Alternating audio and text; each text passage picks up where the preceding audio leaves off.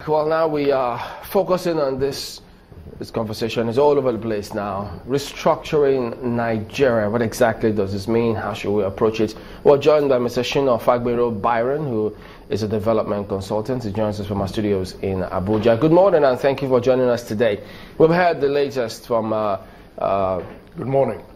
Thank you. Two former leaders. We just heard from former President Jonathan. We heard from former head of state, IBB, about restructuring. But he was a little more specific in his own case what we should be doing. So from your perspective, how should we, or first of all, let's get let's hear from you. Do you think that we actually need to restructure?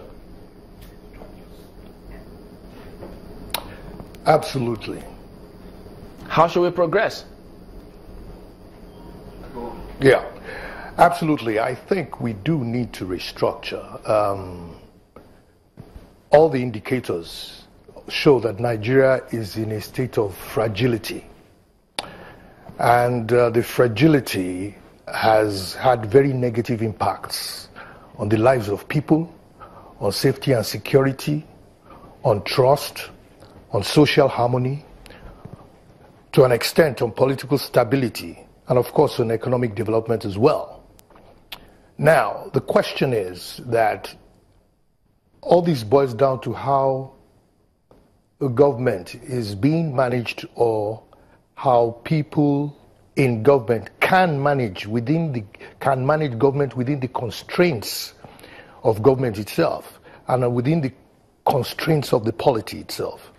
Now, if you go into the history of this country, and you will appreciate that the federating units came together under an understanding that we live as a federation with different powers, privileges, responsibilities, and rights distributed in a certain manner. And the distribution of those rights, privileges, responsibilities border on the economy, it borders on our social interrelationships, it borders on the rights of citizens, the responsibilities of both the citizens and the component parts. Now that is what you call a structure. So the structure we inherited, or don't let me say we inherited, because it's not as if the British just gave us. It took years of discussions. It took several constitutional conferences. It took several agreements, not only between regions, but within the ethnic components. Throughout from the 1914 through to the 1930s, there were agreements between communities, between traditional rulers, that brought Nigeria together, which culminated into a constitution that gave us the independence, and that was the Federal Constitution. After that, barely 6 years to that constitution working, what happened was that because of what you would call some tensions, crises, conflicts, right, there was an intervention. Now, that intervention was carried out by people who are relatively young, inexperienced, and did not come from the kind of training and background that acknowledged where Nigeria had been coming from. And so the constitution was disrupted. Now, after that, we have had a succession of military regimes that have further fractured or distorted the nature and the agreement at which the federation, right, was platformed upon.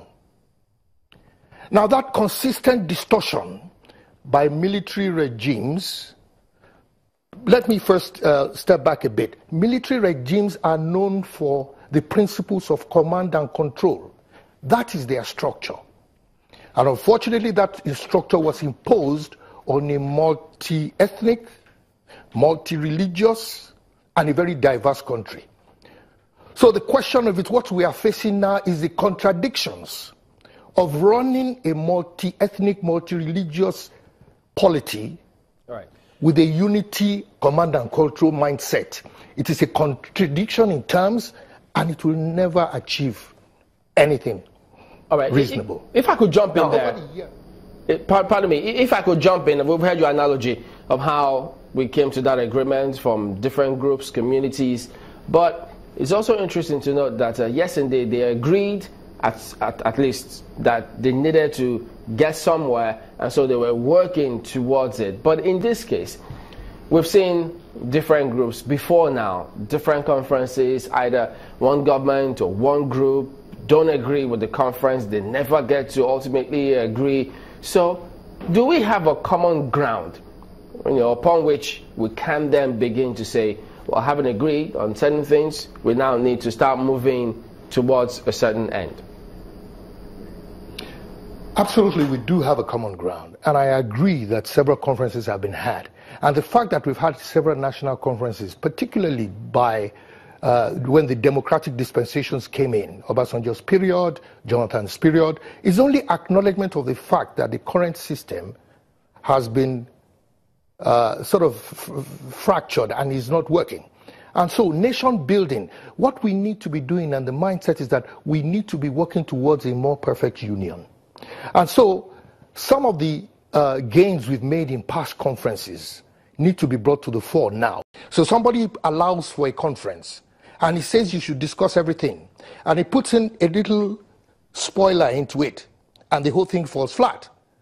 Or someone is pressured to have a conference, and at the end of the day, you provide the conference, but you don't think of the implementation. So it is possible, yes. And I think, the more we discuss, the point that we should really get to is that this is the time more than ever before that Nigerians should listen to each other. We should listen to each other, put ourselves in each other's shoes, acknowledge our diversity. A mistake most of our governments make, and with all due respect to all of them, is that this continued reputation that Nigeria is indissoluble, and it's true, that's what we wish for, but you have to work towards it. And it is presumptuous to believe there is nothing so solid that cannot be broken. You have to work towards keeping it together.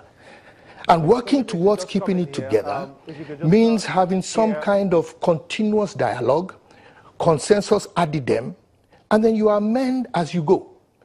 Even if you have a policy, from time to time that policy must be reviewed.